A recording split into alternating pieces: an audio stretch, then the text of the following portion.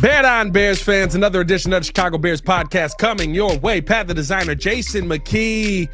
Oh, it doesn't get better, J-Mac. It seems like after you fire the coach, you feel excited. You're like, we finally got the answer. He's gone. And then a week later, all of a sudden, Ryan Poles doesn't want to be with the team. What?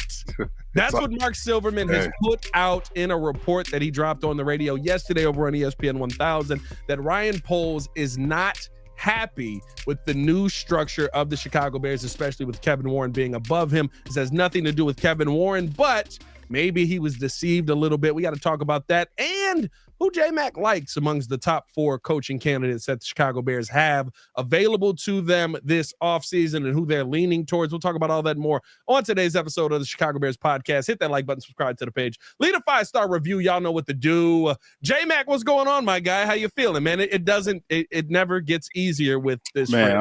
I'm telling you, it's Christmas time. We need some positive vibes, and all we get is negativity, man. It's crazy. You know, it's tough, man, just to see this thing continue just to spiral out of control. And, you know, the main thing, winning cures everything. So if you find some way to manufacture a win on Monday night, keyword manufacture. Make it, please. Right. Do whatever you got to do, man, to get a win. It cures everything. You know what I mean? When things are bad, everything comes out. Everything's bad. You know, all the interviews, the press conferences, your mood. I mean, just everything is just bad right now. Yeah. You know, and at the same 100%. Time, you know, it's tough. You know, you get the coach you want in the building. You know, you travel out to San Fran. Yes, they're banged up, but they still got marquee players and a great head coach that's going to make sure that this team is ready. I talked about it last week, Pat. I said, hey, they got a lot of guys out, but the great equalizer is the coaching staff, and you still got your marquee players. We talked 100%. About it last week when we previewed this game. What would have happened? We didn't even show up, which is a shocking part to me. So, you know, whatever you got to do, you know, burn that tape. I know they're going to go back and watch it. Burn that tape. Put all your folks on Minnesota. Put all your energy and effort into winning one game. Yeah. Block out the negativity. I know we're going to talk about it, but as a player, you know, the evaluations are still there, right? You can't just have one foot on the field and one foot, you know, on a plane, get ready to go on vacation, packing it in, because at the end of the day, you're going to be evaluated in terms of whether or not you're going to be on this roster next year, or for whoever the next head coach is that comes in this building. He's going to go through his evaluation and look at what do we have? Did this guy pack it in? How did he contribute? Was he a contributor, you know, this entire year? Is he a part of this solution, or is he a part of the problem? If you're part of the problem, well, guess what? You'll be watching the Bears elsewhere, either on your couch or not even elsewhere next year if you're not putting your best foot forward. So, you know, as young guys and guys looking to stay in the league, guys who may not be established, but guys who are even established, you know, you've got to go out there and play your best ball, because you're going to be evaluated by this new coach that comes in. Yeah, and listen, it's I would assume, you know, after that drubbing, you kind of have to feel and lean towards a change that may be coming to the Chicago Bears. But we thought it was just going to be the head coach. With a report coming out yesterday, though, from Mark Silverman, that the Bears basically that Ryan Poles is unhappy now in the situation that has become the Chicago Bears. When it rains, it pours, J-Mac. That's why I laughed there. I mean, you take a look at the fact that Kevin Warren was brought in.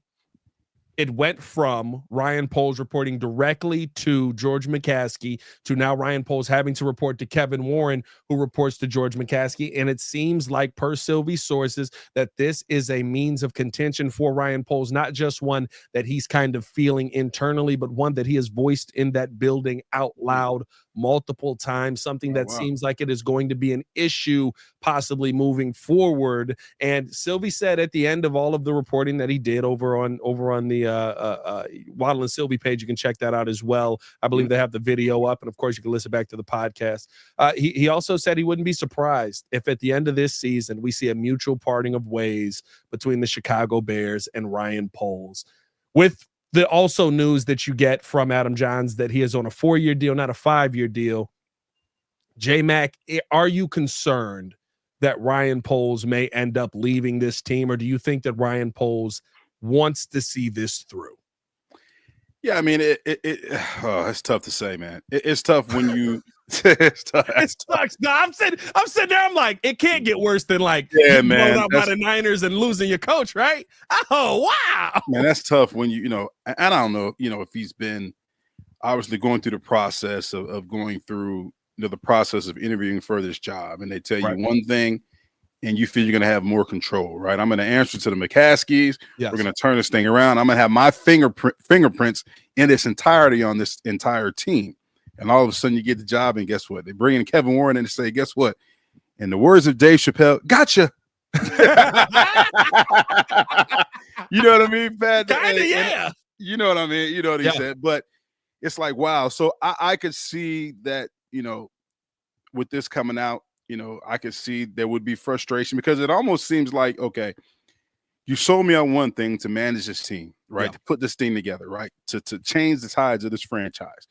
Then you hire a new president, and now I've got a micromanager. So I've got a buffer that I have to go through before I make any decision, before it gets to the McCaskies to okay it. You know what I'm saying? So I can see if there is, I can see there being frustration, with Ryan Poles because of the situation. I mean, when we talked about it a couple of weeks ago, when you look at that press conference with him and Kevin Warren, it looked kind of funny. He's just sitting there, didn't say anything. He's just staring in space. Kevin's doing most of the talking in terms of who they're looking for, in terms of a head coach, how they're going to go through the process. And then you have your GM who you've hired to manage the team, but he's not really managing the team. So, J-Mac, I told you. I mean, it not only felt like Ryan Poles was in the doghouse in that meeting. It looked like George McCaskey was too. It looked like Kevin Warren called them both into the principal's office, and he's the principal. You can't say, hey, look here, y'all come in here, y'all sit down and don't say nothing. I'm doing all the talking. Sit your behind down, don't say nothing. I always want to say something, man. It's tough, man. It's just, when you're losing and things aren't going your way, and we're losing the way we're losing, and you got different players doing, saying things, and the coach get fired, changing coordinators and all this stuff, all the negativity is going to come out. All the negative is going to come out. Anything that's situationally wrong in the building, organizationally wrong in the building, there's going to be blame placed. This is why we're not doing this. Maybe this is why we're losing. Maybe this is why we're losing. Maybe this is why we're losing. And the one thing that cures everything is winning. So like I said, as players, you've got to make sure that you're putting your best foot forward as a team, and whoever the leaders are in that locker room. You got to make sure that you're trying to accomplish one thing, and that's to go out and win a tough ball game in front of a national audience on Monday Night Football. Everybody's going to be watching, right? You got embarrassed last week. You've been getting embarrassed week after week. So, you're going to be on a national stage, and all the energy and effort in terms of that coaching staff trickling down to the players has to be focused on winning one game. You got to get one. You got to just get one. So that's where their effort and focus should be. Here's my thing about it, J-Mac, which I think really is probably the most concerning part about it as a Bears fan, is somebody who's watched this team for a very long time, somebody who's watched the downs, because there hasn't been many ups over the last 20, 30 years, J-Mac. I mean, you guys are the up, and then it's a lot of down. I can't sit here and tell you that I don't believe it. Yeah, I can't sit here and tell you that I can't see it. I can't sit here and tell you that Ryan Poles wasn't undermined. And for the people out there who say, oh, and we heard this report, right, that Ryan Poles, Cap gave this report as well, that Ryan Poles wanted to move on from Matt Eberflus and was not allowed to because of ownership and at different portions of these last of this last year, basically this last season, and maybe a little bit before. The problem with that is I have to believe that could be a possibility, because I watched you do that with Ryan Pace when you gave him John Fox.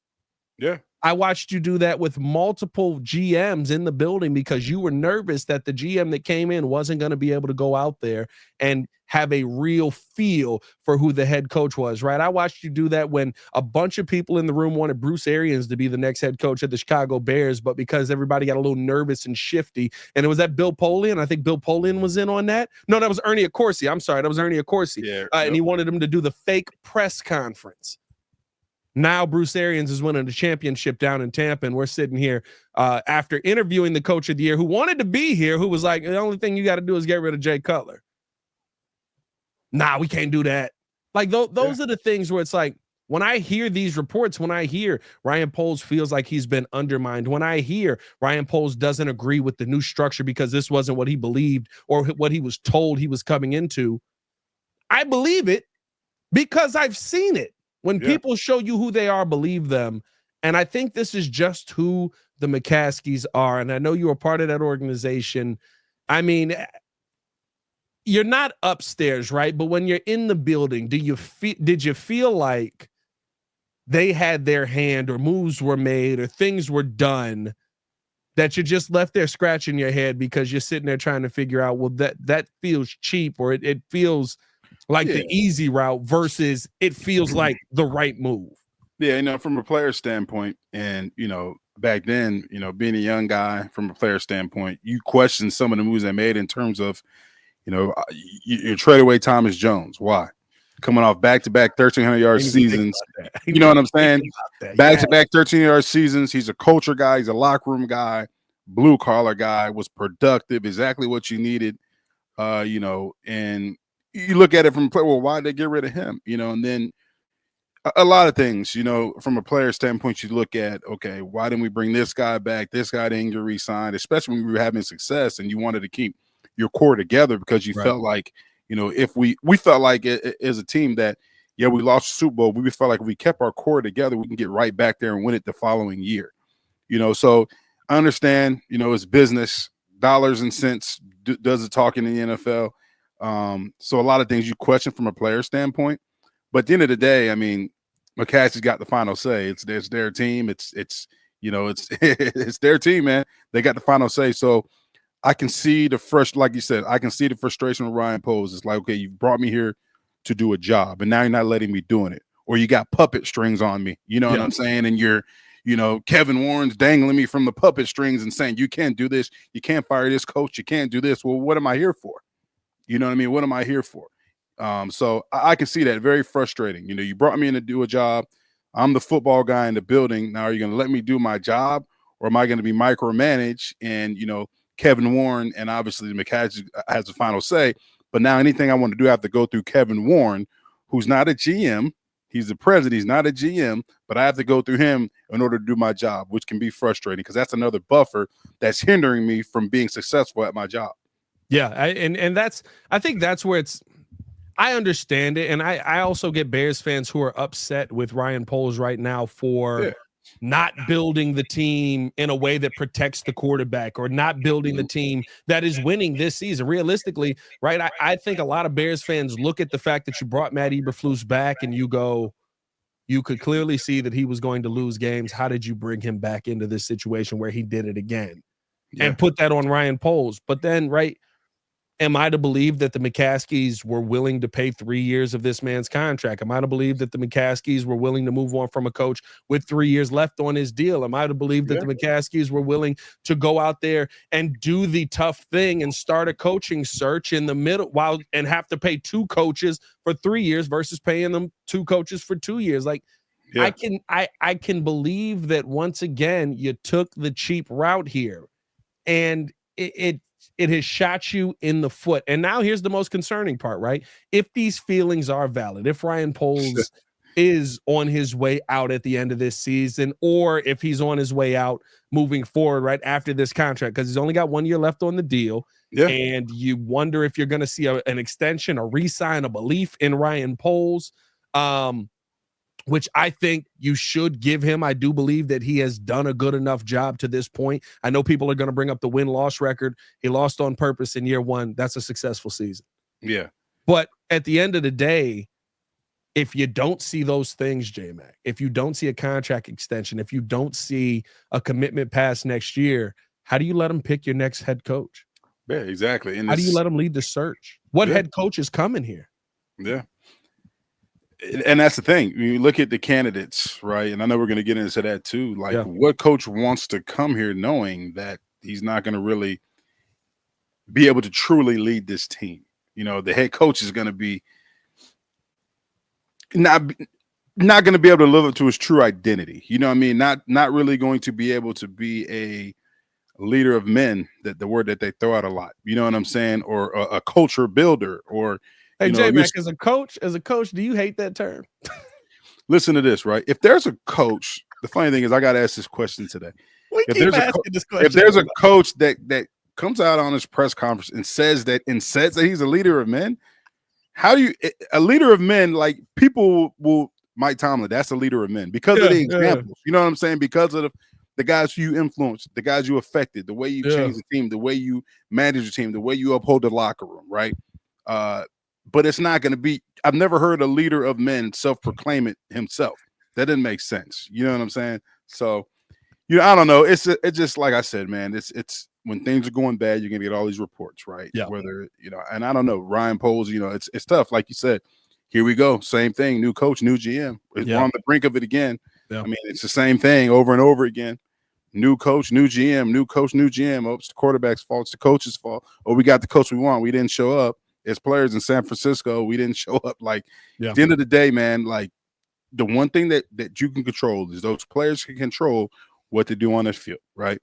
So we can control not letting George Kittle run rampant over the middle of the field and just running all, not communicating on the back end in our secondary. Our linebackers not getting enough depth and coverage to take away, George Kittle. Yeah. Offensively, we can start fast. Finally, in the first half, we can control having only 4 yards in the first half of a game.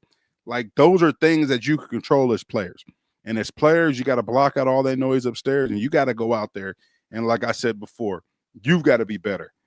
And you've got to go out there and try to win a game on Monday night in front of a national audience. And that's what they can control from a player standpoint.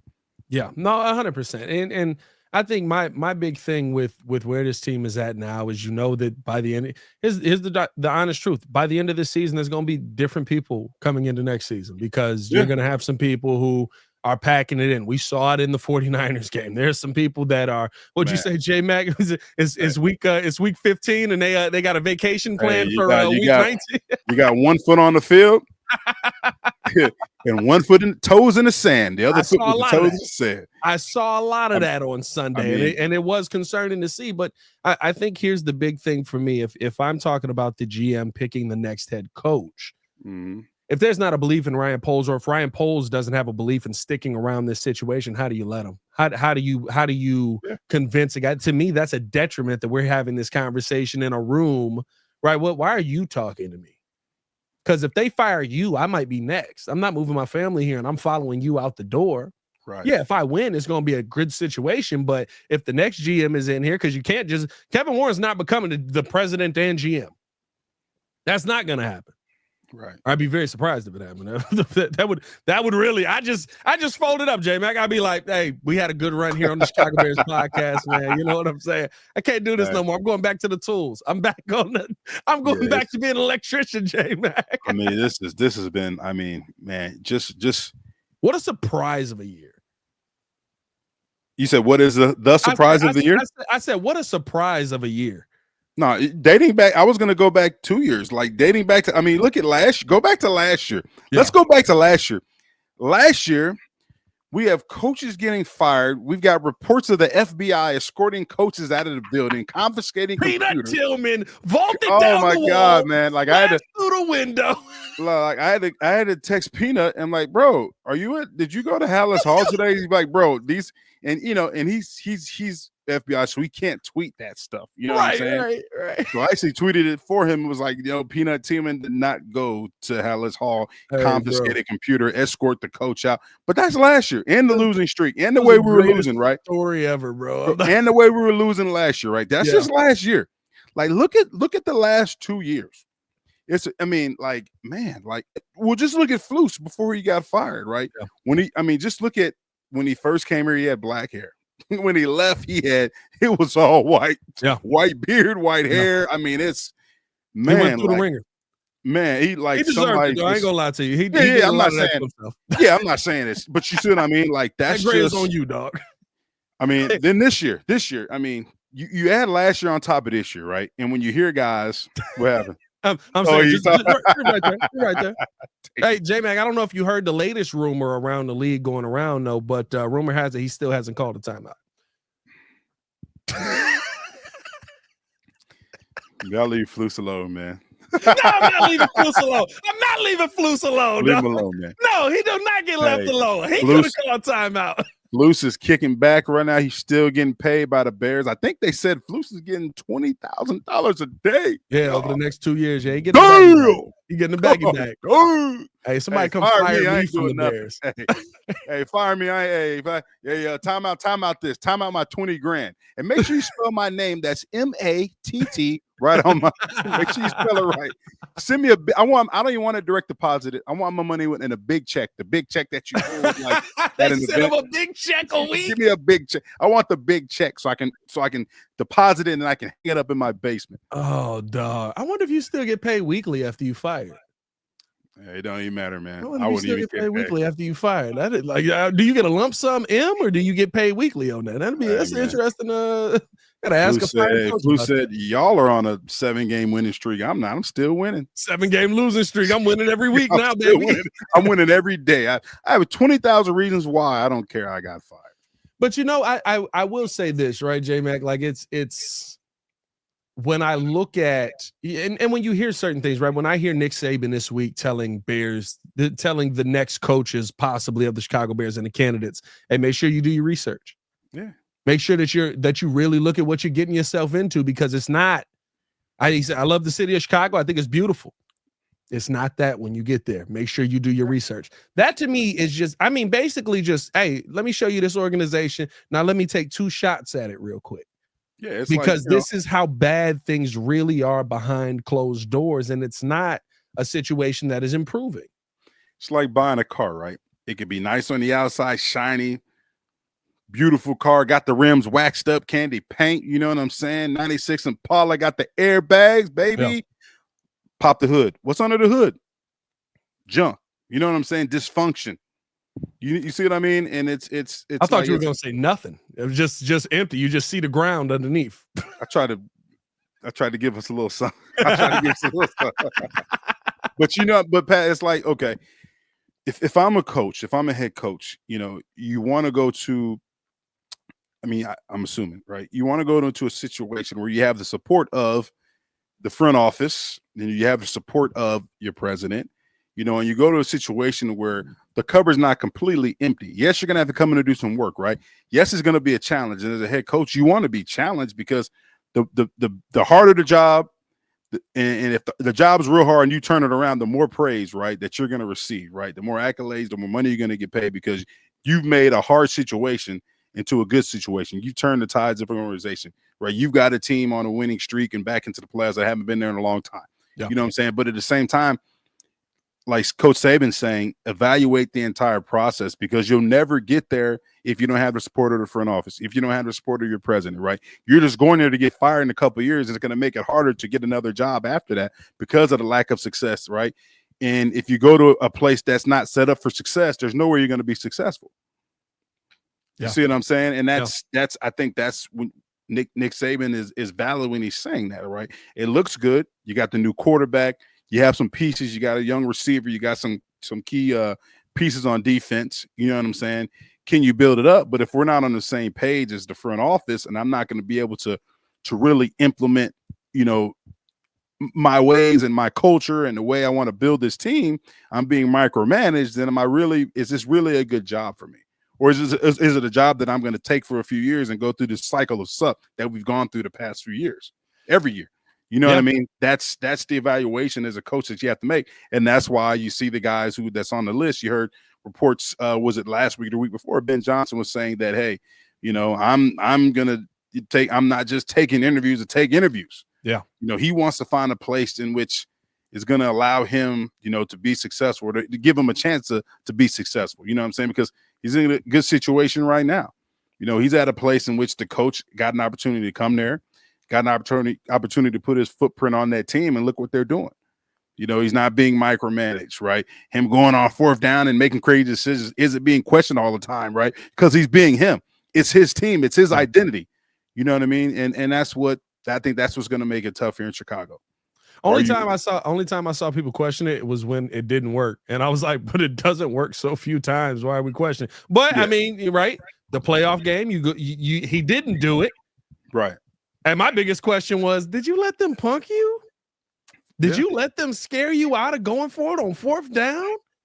Yeah. In that moment, come on, dog. I need to see you do that now. But I think, listen, and we could transition into this. Appreciate you guys. Hit that like button, subscribe to the page, leave a 5-star review. Y'all know what to do. I thought this was very interesting from Dan McNeil. We talked about this yesterday with Courtney Cronin as well, that, we've got 4 coaches who are on the list of head coaches that the Chicago Bears are really looking at. And this, listen, it's all over the place. I love the fact that you're going out and having the conversation on this. And we've got a couple of different reports out here about not only just the coaches, but also the kind of coach that the Bears are looking for. But Dan McNeil talked about this. He said, sources confirm these 4 coaches are on the Bears list for head coach: Ben Johnson, Brian Flores, Joe Brady, Mike Vrabel. They may want to talk to more candidates, but they're targeting these 4 more as soon as I get it. Excuse me. And I think here is where I get a little confused by this, but why I like it. Number one, we heard the report from Brad Biggs as well that Kevin Warren has the green light to go out and spend money. Keyword, Kevin Warren has the green light to go out and spend money. J-Mac, we're not asking who's in charge. Right. We're not asking who's running the show. We know who the principal is. But with this candidate list, it is good to hear that he has the green light to spend money, because all 4 of these names cost big money. I think if you're looking at a Ben Johnson, we heard Ben Johnson's asking price. While I think it's nuts, apparently he's asking for 15 mil. If you asking for 15 mil, you better give me 15 mil of production. But who's going to argue with him? Joe Brady, I think, comes at a good price as well. Maybe not 15 mil, maybe a little bit less, but you're not getting to a $4 or $5 million contract for Joe Brady. And then we know what Mike Vrabel brings to this team, and Brian Flores as well. When you hear those names, when you hear that list, do you feel like the Bears maybe, I know everything we just talked about would go against this, but do you feel like the Bears maybe are changing their ways when it comes to, hey, we're going to go out, we're going to be a big boy team, we're going to make big money decisions to make sure that we get the right guy for this team? Yeah, I think, in my opinion, right, I like Ben Johnson, I like Joe Brady, done great jobs respectively with their offenses. Ben Johnson's done a great job with Detroit since he's been there offensively. Joe Brady's done a great job in Buffalo with that offense. I'd rather have – I just think it's time to bring somebody in that's had success and has been a head coach. You know what I mean? So when I look at that, look at Brian Flores, who was a head coach for a little while, but I just look at Mike Vrabel. That would be my choice, because first of all, because here's a guy who's been – he's been a player for arguably one of the greatest of all-time coaches in Bill Belichick, right? He's been a player. He's been tutored and mentored by Bill Belichick. So from a success standpoint, he knows what success looks like, right? He knows the do's and don'ts. He's won multiple Super Bowls as a player. He's seen a structure, a successful structure, right? A successful structure that leads to Super Bowl championships, right? He's also had success as a head coach, and I've been looking at my notes that I have on Mike Vrabel. He's 54-45 in the regular season. 2 out of 3 playoff record, 1 trip to the AFC Championship. He has 4 9+ winning seasons. You see what I'm saying? So I just think with him, being a player in terms of the Patriot way, but also being under Bill Belichick, he understands, what a successful team looks like, right? He's gonna hold this team to a high standard. He's gonna make sure the players are accountable. He is a leader of men, that you throw out that word. He is a leader of men, a type of guy that you want to want to bring in that's had success being a head coach. Yeah, you know what I mean. And I think that would be a good fit here in Chicago. That's just my personal opinion. I like Brian Flores as well, but I think the resume in terms of head coaching is better in terms of Mike Vrabel, because he's done it before. Yeah, no, I agree with you. Listen, I believe that Vrabel was a quarterback away from being a Super Bowl team. Now, again, you got to go through Pat Mahomes to win that Super Bowl, right? And that's kind of hard to do. It's kind of, you got to go through Andy Reid to win that Super Bowl. It's not an easy task to do, but realistically, Vrabel was somebody who was completely and utterly successful in his time in Tennessee. Yes, it got ugly a little bit at the end. I think you also have to look at his offensive ratings and his win record. When Derrick Henry wasn't on the field, he clearly didn't have the same team. But can you also say, I'm not the same team without my best player on the team? You know what I mean? Hey, like you can look at that, but I think the numbers are the numbers. Whether you know what I mean? I mean, you look at the offense. Look at 3 times they were in the top 15 in scoring. 3 times they're in the top 3 in rushing touchdowns. 3 times They were in the top 10 of passing touchdowns. Like, you can't say, oh, it's all because of Derrick Henry, you know what I mean? But at the end of the day, he put together the scheme. He galvanized the locker room. He held guys accountable. He made sure that guys – he had a culture. Exactly. He didn't show up and it was a dud. You know what I mean? He didn't show up and it was like, are we playing today or not? I just like Mike Vrabel, like I said, because he has that experience and he has a proven track record of being a successful head coach in the NFL. Now, Ben Johnson's a hot name. Why? Because Detroit's doing good offensively, but has he ever commanded or led a team? We don't know what that looks like. You know what I'm saying? I'm not saying he isn't going to be a great head coach, but I think it gets to a point in time to where you've got to stop experimenting and go with something that's proven or that has done it at that level before. Yeah. And that's the same argument you can have with Joe Brady. And don't be shook because of so many Bears fans are shook because of John Fox. Right? They're like, well, we did that with John Fox. We brought in the proven guy. We brought in the guy that's going to. You also gave him Mike Glennon. Right? You gave him a defense that was dead. Paid Mike Glennon, too. Paid him. Yeah, I mean, you gave him a defense that was dead. I don't even know who the best wide receiver was on that team. I couldn't even get. I'm trying to think now. Is that 16? Don't give me Alshon's gone.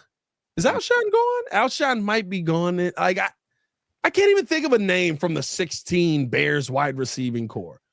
You know what I mean? Like you gave them nothing and then you were like, go out there and figure it out. And you know what he did? He brought you stability. He brought you a real head coach in the building. He brought you the culture that you were looking for. He didn't bring you wins. You didn't give him a team that was going to bring you wins. You also paired him with a GM that didn't want him in the first place. Yeah. Right. That's kind of back to the original conversation we had. Yeah. And I think it goes back to, right, when you're doing this, like, this is my thing, right? We've had a search committee. We've had a process. We've been sold all of these things, right? And all these things have been sold and we've gotten it wrong how many times? So I think you have to. Every time, Jimmy. That's what I'm saying. That's why I said how many times. I mean, so you've got to really go back and you can't every time since Lovey. Let me not disrespect Ditka out here. And let me not disrespect Lovey out here. Every time since Lovey. That's why I said how many times. I'm just going back to the coaches, the cycle that we're in right now. But it's like your process has to be different this time. You know what I'm saying? It has to be. You can't do the same thing and let's, this guy's on the committee, this guy's on the committee. And, you got to find the right football guys to put on the committee, right? You got to bring some guys in. Hell, if you're not going to hire Bill Belichick, bring him in to help you vet out some of the coaches. You know what I mean? I don't know. But something has to be different this time around to make sure that you find a competent guy leading this team. If not, we're going to be talking about this a couple years from now. Same thing. The same thing, man. And it's might not be a couple years, J-Mac. Might be next season based on some reports we're seeing. Might be next season. Yeah, I mean, and the sad thing about it is what makes me so frustrated as a former player, a super duper diehard Bears fan is, it's like we're the brunt of every joke in the league right now. You know what I mean? I'm watching, you turn on the TV and they're talking about highlights. Oh, the Bears lost again. You know what I mean? We're the brunt of every joke. And it's embarrassing. It really is. Yeah. It's embarrassing, man. And it's and you know what kills me, J-Mac? And this is just from the fan perspective. And I'm sure it's probably even deeper from a player perspective. How long has it been this? That's what Why I'm saying. don't they care? Yeah. That's what really, as a diehard Bears fan, as somebody who covers the team, as somebody who is a part of now with being a part of ESPN Chicago, a part of the Chicago Bears team because we are the home of the Bears. Like, why do we care more than they care? Why doesn't George care enough to step in and say, hey, maybe I'm in the way? Why do they have to do a 2-hour meeting that they send Matt Eberflus out in front of a firing squad? Oh man, I know. Because I don't know, man. And Ryan Poles is sitting in there trying to convince you gotta fire this dude, dog. Why don't you care as much as we care? You know what? There's Bears fans on different sides of it. We're all gonna have different opinions. We're all gonna see different ways to get to success. For me personally, I think Ryan Poles should absolutely be given an opportunity to go out there and finish building this. You got to go build the offensive line. You need to do it next season. You don't get a season after that. You got to get it done. But there's Bears fans right now that's like, oh, Ryan Poles want to leave? Let him leave. I don't care. You know what the common theme between us two sides is? We care. Yeah. And they don't in the building. And that bothers me so much. Yeah. And I'm not going to say this is what I'm not going to say they don't care. I think they care. I just think that, sometimes you have to swallow your pride. And if the process has not worked, you've got to be able to swallow your pride and come up with a new process. And if that means me getting out the way and allowing football people to hire the right head coach or to let my GM run the team and manage the team to help try to turn this thing around, then you've got to be able to swallow your pride and move out the way. But it's so I get you, but it's like if I could give the little money I get to improve this team, I swear I'd do it. Like, because it's just it makes it a more enjoyable time in the city of Chicago. You have definitely billions that you can invest in it. We're talking about a head coach. This is the first time ever we've gotten a green light to spend money on a coach. They didn't want to spend money on Lovey. Lovey took you to a Super Bowl. Yeah. Y'all took us to a Super Bowl. Thomas Jones ran us to a Super Bowl. Well, and they were like, you know what we got? Cedric Benson. No diss to Ceddy B, rest in power, all of that, right? But you had a guy in place that was dominating at that position. But they didn't care enough to go out there and keep that dynamic together. They didn't care enough to keep Lovey in place. They didn't care enough when all of a sudden you add in Mark Trestman after that, and you're sitting there just going, what the heck is happening right now? Yeah, and it's frustrating. It's and say all that too. You talk about the people upstairs. We talk about the McCaskies, but the players as well. Yeah, especially this year. The players, and they'll tell you that we got to be better. They got to be better. We got to look in the mirror, hold ourselves accountable. We got to play better. You know what I mean? It's not Thomas Brown's fault that we only had 4 yards total of offense the first half in that game against San Francisco. Yeah. You know what I'm saying? It's not. That's not George McCaskey's fault. He's not out there catching the pass. He's not out there blocking. You know what I mean? He's not the one out there false starting, getting penalties. Roughing the passer calls, like all the stuff that's leading to this team to not be in the win column each and every week. Right? As players, we understand. Things are uneasy. There's a little bit of dysfunction. We got new coaches. We got this. We got that. But like I said when we started this podcast, right? The players have to go out there and play. Yeah. I mean, you have to go out there and play. You have to be able to, if there's and there's going to be bad calls made. Like that team, they're going to make good calls. They got good coaches. They got good players at the same time. The players, sometimes you have to transcend the call. Oh, that call was bad, right? But I got a running back that breaks a tackle. Now, and instead of it being a 3-yard loss, he takes that ball and it's a 10-yard game because he broke a tackle or he made somebody miss. You know what I'm saying? There may be a bad call. Oh, I didn't want to call that because it's not a man beater. But guess what? You've got Roma Dunze that catches pass in the back of the corner, back of the end zone, gets his feet in bounds. You got to transcend the call. Yeah. You see what I'm saying? Like I understand that, but it's everything. It's the guys got to play as well. And they've been saying it, trying to find answers. The answer is win a game. That's the answer. Win a game. Win a game. You want to look for answers, win a game. And it's tough. That's the answer. That one does always throw me at the end. And it's so funny, dog, because like you look at other teams around the NFL, right? Look at the Eagles right now. The Eagles are sniping at each other. Right. AJ Brown, and they're winning. AJ Brown and Jalen Hurts is clear now. They don't like each other. Yeah. I forget who was the defensive end. Somebody in the chat let me know. Who's the defensive end? Was it Brandon Graham that said it? He's like, they used to be friends. Like that's clearly these mugs do not like each other no more. They're still winning football games. But you have to, and at the end of the day, right? You're not gonna like your coworkers. You're not gonna hang out outside the facility. But guess what? We got a working relationship. So on Sunday when we take the field, hey, AJ, I believe in you. I'm gonna give my best player a chance. I'm throwing this ball up. Yeah. Now, don't mean we're going to dinner after the game. Don't mean you got to text me and say, hey, thanks for giving me a chance, Jalen. Just go out here and produce, because at the end of the day, you produce, I produce, we getting paid. The better it is for the organization. We may be holding up a Super Bowl trophy at the end of the year. You know what I'm saying? Like you got to have a working relationship. Listen, like we had guys on our team. We were real close, but some guys, I didn't hang out with. Did I not like them? Not necessarily, but we didn't have the same interests. But guess what? We had a working relationship. Yeah. You can laugh in the locker room. You can go out there and have a good time. You can get the job done together. That's really what it comes down to. Hey, man, I don't know. Some guys, I don't know. It's tough, man. It sucks, man. It does suck, and it gets difficult to talk about when you look at a team that it just feels like they don't care as much as you do about their team, right? And the Sunday was a great example of that for the players. I said it. I said you that's the worst effort I've seen out of this team all year, and you got everything you wanted. Yeah, you got the head coach removed from the building. You don't have the offensive coordinator who was screwing things up anymore. Man. You got everything you wanted, and you came out and played like a fried turd. Yeah, it was shocking. It really was. I was, on the broadcast, it was very shocking to say the least. It was shocking to see that, imagine if Christian McCaffrey played. Imagine if Trent Williams played. I don't want to imagine. that. Yeah, let's not think about that, dog. Let's not think about that. Don't hurt yourself. But this is a difference, though, right? You had a team that had more injuries than you.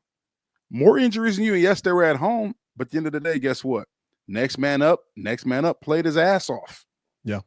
Played his ass off, embarrassed you, because, we can go on and on, man. But at the end of the day, like I said, from a player standpoint, upstairs may be dysfunctional. Upstairs may be going through some things, but at the same time, as coaches in that building, it's your job to get those players ready to play. And as players, it's your job to go out there and play to your best of your ability. And if you're not doing that, well, guess what? You won't be here next year. You may not be in the NFL next year. And I've been saying this for weeks, right? The evaluation goes on. Everybody's being evaluated. Everybody. Everything you do is being evaluated. From the way you sit in the meeting room, for the way you're taking notes, for the way you interact with everybody in the building, from the way you interact with the equipment staff, the strength staff, from the way you interact with the people in the management, from the things you tweet, the things you say. That's all being looked at. The things you're saying in the media, that's all being looked at, and it's under evaluation. So you better be a part of the solution and not the problem. We'll see. There's going to be a culture change in this building for sure coming into next season, and we'll see if it's a positive culture change, or if it's a culture change that kind of keeps us sitting here going, it's going to be a culture. We don't know what kind. It's going to be some kind of culture. Some kind of culture will be here, good, bad, or indifferent. We'll see what ends up. Oh, man. Oh, it's tough out here, J-Mac. We got a whole game coming up on Monday. Love my team. I still love my guys. You can't not. It's a sickness, I love all, man. Look, it's a sickness. It's tough, man. It's some guys, some talented guys in that locker room, man. It really is. And, it's shocking, man, to see that, we just can't put anything together. It's shocking. It really is. You know what it feel like, J-Mac? Remember when your mom would tell you, don't go in here and act up? And for some reason, you felt that urge to act up a little bit, and you get that embarrassment. You feel the embarrassment off your mom, and you go, "Oh, she gonna tear me up when I get home." Oh, wait a minute, she's embarrassed right now. That's worse than her being mad. That's what I feel like. I feel like we didn't let Caleb Williams and Rome Odunze into a situation that's embarrassing, and I'm like, what it's like? Tear us up in 3 years. This is what it's like, right? And this is in being from Florida, right? You're outside, you're playing, it's summertime, it's hot, humidity is probably about 100 degrees outside. You come inside, you see that pitcher of Kool-Aid right there. It's got ice in it, like, ooh, Lord, I'm about to drink this whole gallon of Kool-Aid. Yeah. You take the first sip, and guess what? It ain't no damn sugar in the Kool-Aid. Ain't no sugar. You got it. That's what it's like. Ain't no That's sugar. what it's like. You got me. That's what it's like. I had an auntie do that to me, and I remember that to this day. Man. When I tell you this, man, I remember watching her make this Kool-Aid. She was auntie on the other side of the family. I remember watching her make this Kool-Aid, and she said, "It's sugar in the packet." And I said, "Just give me the water. I don't I don't want that. Don't you do that to me." She said, "It's sugar in this packet, dog." No. I was like, "What?" No. Ma'am, absolutely not. We're not drinking diluted. You better put 2 drops in that mug. I'm telling you, man. It is frustrating, man. You get here we go, like we say every week, another opportunity, Monday Night Football, and for the national audience. You got a team that's feeling good about themselves that just dominated the Falcons. All odds are against you. Everybody's going to pick Minnesota, play them close. The first game over at Soldier Field, what are you going to do? What are you going to do? We're going to keep. We packed it in last week. What are we going to do? We're going to pack it in even more. Oh, I brought 1 suitcase to the game last week. Let me grab another suitcase for this week. Hey, man. All about choices. Listen, at that point, you do it again next week. You just pack the suitcase. Don't even come back. We'll play 3rd and 4th string. I know they're going to try at least. I know they're going to try. Hey man, we're gonna get up out of here. Appreciate y'all for tuning in and showing love. Hit that like button, subscribe to the page, leave a 5-star review. Y'all know what to do. Make sure to stay tapped in with everything J-Max got going on. Of course, Sideline Report and on Carmen and Yurko every single week. Tap in with J-Mac on over there. Follow me on everything at Pat the Designer. You can tap in on the Windy City Breeze. Of course, you'll catch me every week here on the Chicago Bears podcast. You catch us both on the Chicago Bears post game show with Jeff Meller. Y'all stay safe out there, Chicago. Bear down, one love. Can we get any good news? Can we get anything? I know, bro. This is like